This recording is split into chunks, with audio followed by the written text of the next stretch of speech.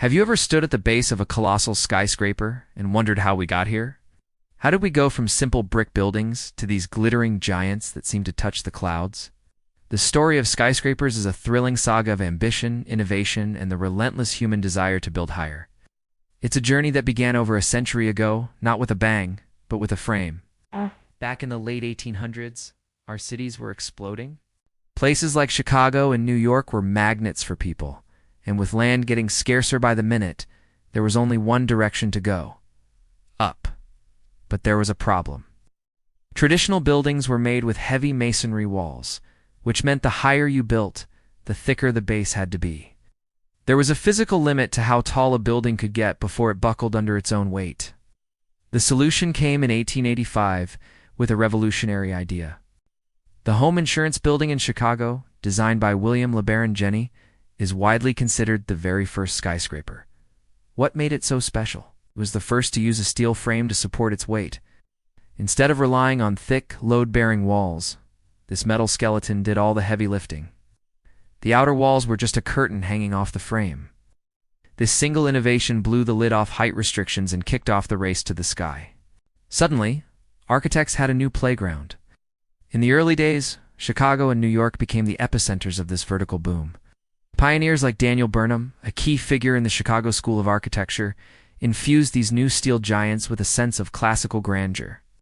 You saw styles borrowed from history: neoclassical, Gothic. Bows are stretched to new, dizzying heights. These early towers weren't just buildings. They were monuments to industrial power and a bold declaration of urban ambition.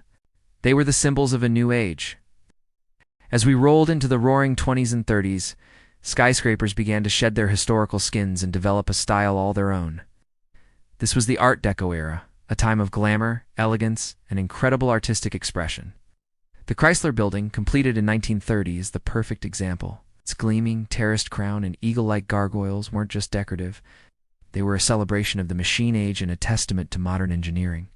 It was a chrome-plated jewel in the New York skyline. Just a year later, the Empire State Building soared even higher, becoming the tallest building in the world for nearly 4 decades.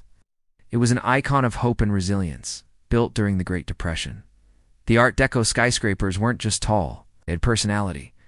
Their distinctive spires and streamlined forms captured the public's imagination, becoming instant cultural landmarks that defined the skyline and the spirit of modernity. They were more than just office buildings. They were works of art. After World War II, the mood shifted.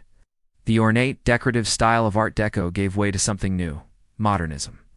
The post-war world valued efficiency, function, and a clean, minimalist aesthetic. This was perfectly captured by the international style. Architects like Ludwig Mies van der Rohe championed the idea of less is more. His philosophy materialized in the form of sleek, glass and steel boxes that became the new face of corporate America. The Seagram Building in New York, completed in 1958, is a masterpiece of this era. Its bronze and glass facade is a study in elegant simplicity. Instead of hiding the structure, modernism celebrated it. The glass curtain wall became the new standard, creating buildings that felt light, transparent, and rational. These minimalist towers reflected a new corporate identity: clean, powerful, and global. They might seem simple, but their influence on cityscapes around the world was profound. By the time we reached the end of the 20th century, the race to the sky went global. It was no longer just about New York or Chicago. Cities across the world began building supertalls as symbols of national pride and economic might. The Petronas Towers in Kuala Lumpur, completed in 1998, are a fantastic example. Their design incorporates Islamic geometric patterns, blending cutting-edge engineering with local culture. For a time, they held the title of the world's tallest buildings. Then came Taipei 101 in Taiwan, finished in 2004. Its design resembles a stalk of bamboo, symbol of strength and longevity in Asian culture. It also featured a massive, tuned mass damperer, giant pendulum near the top, to counteract vibrations from typhoons and earthquakes, showcasing incredible engineering ingenuity. And of course, you have to talk about the current champion, the Burj Khalifa in Dubai. Soaring to an astonishing 828 meters, it didn't just break records, it shattered them. Completed in 2010, its design draws inspiration from a desert flower. and it completely redefined what we thought was possible in skyscraper construction. Today, the story of the skyscraper is entering a new chapter. It's no longer just about being the tallest. The focus has shifted to sustainability, intelligence, and creating buildings that are not just habitable, but truly livable. The modern skyscraper is a green machine. Architects are integrating incredible technologies, like double-skin facades that act like a building's thermal jacket, saving energy on heating and cooling. Some towers even have their own wind turbines built into their structure to generate power. Rainwater harvesting systems collect water for reuse. And green roofs create habitats for wildlife and reduce the urban heat island effect. But it's not just about being green. It's also about being smart. Many new skyscrapers are built with a digital twin, a virtual model that is updated in real time with data from thousands of sensors embedded in the actual structure. These sensors can monitor everything from structural stress and temperature to energy consumption.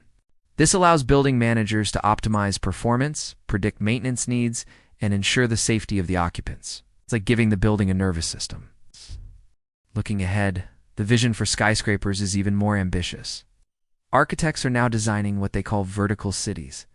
Imagine a single tower that contains everything you need: homes, offices, parks, farms, and even forests, all stacked one on top of the other. These aren't just buildings. They're self-sufficient ecosystems designed to reduce our carbon footprint and create healthier urban environments. The future skyscraper isn't just a place to work. It's a place to live, play, and grow, all within a single, towering structure.